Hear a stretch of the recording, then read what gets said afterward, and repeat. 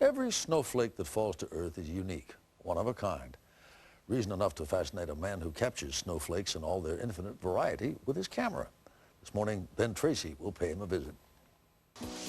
Kenneth Libbrecht is changing the way we see snow, one flake at a time.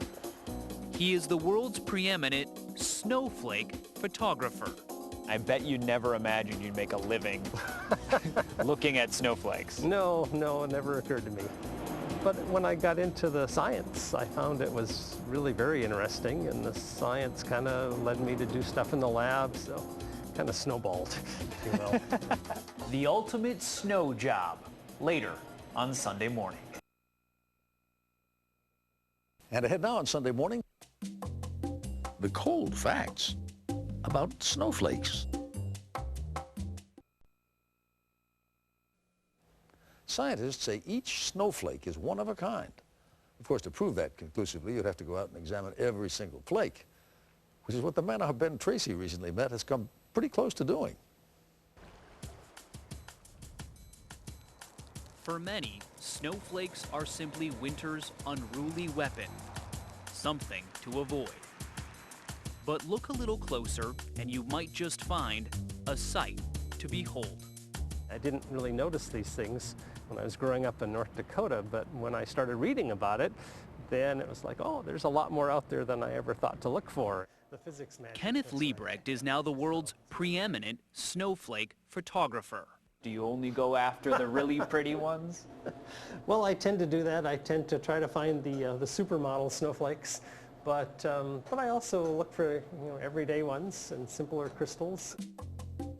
From the simple to the sublime, Libbrecht has documented all kinds of frosted flakes in his books, now translated into 12 languages. His work also adorned the Postal Service's 2006 holiday stamp. They sold more than 2 billion of them. So how do you photograph snowflakes? Well, very carefully. You can pick them up, and yes, they do break, but they're falling out of the sky, so if you break one, you throw it away, and you get another one. Libbrecht has spent $10,000 of his own money building a camera with a magnifying lens that he uses to capture the tiny crystals. Because different flakes form at different temperatures, Libbrecht often has less than a minute to snap a picture before a flake is gone.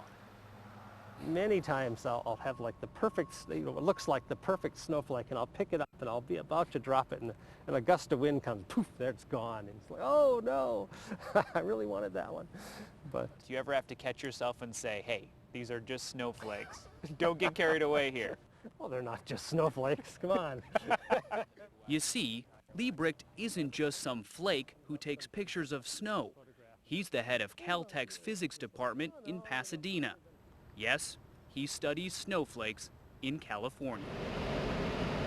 There are a lot of misconceptions about snowflakes. Some people think that every snowflake is perfectly symmetrical and star-shaped, and that's not true at all. A lot of them are lopsided. A lot of them just look like sand. In fact, they are tiny crystals formed by chance and frozen in time. There are 35 basic shapes of snowflakes. Yet it's true, no two are exactly the same.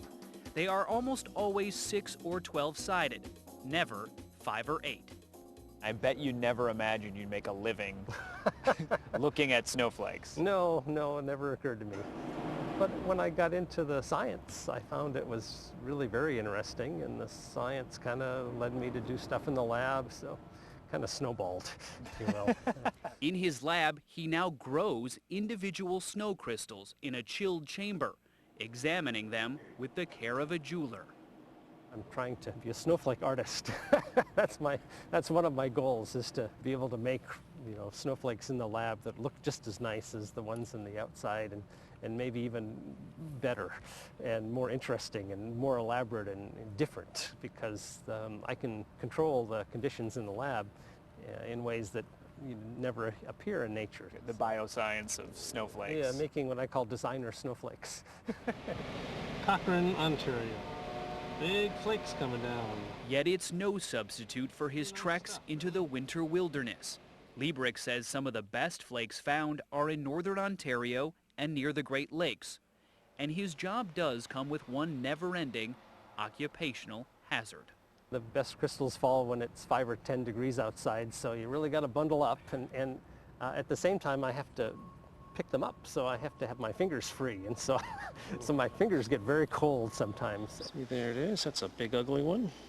And what he gets in return is so spectacular, it too can give you chills.